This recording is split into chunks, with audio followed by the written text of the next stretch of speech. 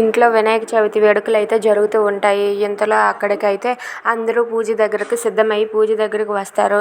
ఇక అందరూ పూజ దగ్గరకు వచ్చాక అవని వాళ్ళ అత్తయ్య అయితే అమ్మ అవని, అక్షయ్ మీరిద్దరూ కూర్చొని పూజ ప్రారంభించండి అమ్మ అని చెప్పి అంటూ ఉంటుంది. అది విని పల్లవి అయితే చాలా సంతోషిస్తుంది.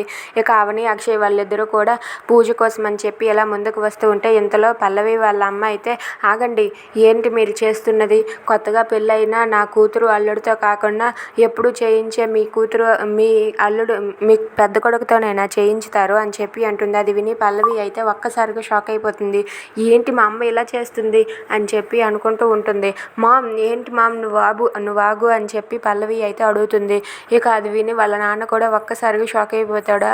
ఇక వాళ్ళ అమ్మ అయితే నీకేం తెలియదు, నువ్వు నోరు మూసుకుని ఉండు, నా కూతురు నా అల్లుడు కలిసి ఈ పూజ చేయాలి అని చెప్పి పల్లవి వాళ్ళ అమ్మ అంటుంది. ఇక పల్లవి అయితే తను తీర్థంలో కలిపిన పౌడర్ గురించి ఆలోచించుకుంటూ అమ్మో నేను తీసుకున్న గుమ్ములో నేనే పడ్డాను అని చెప్పి తనైతే ఒక్కసారిగా భయపడిపోతూ ఉంటుంది.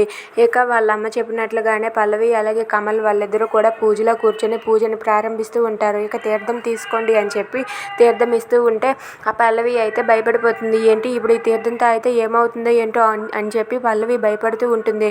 ఏంటమ్మా తీర్థం తీసుకో అని చెప్పి పూజారి గారు అంటారు. అయినా సరే పల్లవి ఒక్కసారిగా భయపడిపోతూ ఇప్పుడు నేనేం చేయాలి, ఎలా తప్పించుకోవాలని చెప్పి కంగారు పడుతూ ఉంటుంది. ఇదంతా చూసి అవని అయితే అనుమానిస్తూ ఉంటుంది. If you like this video please like, share and subscribe. Thanks for watching.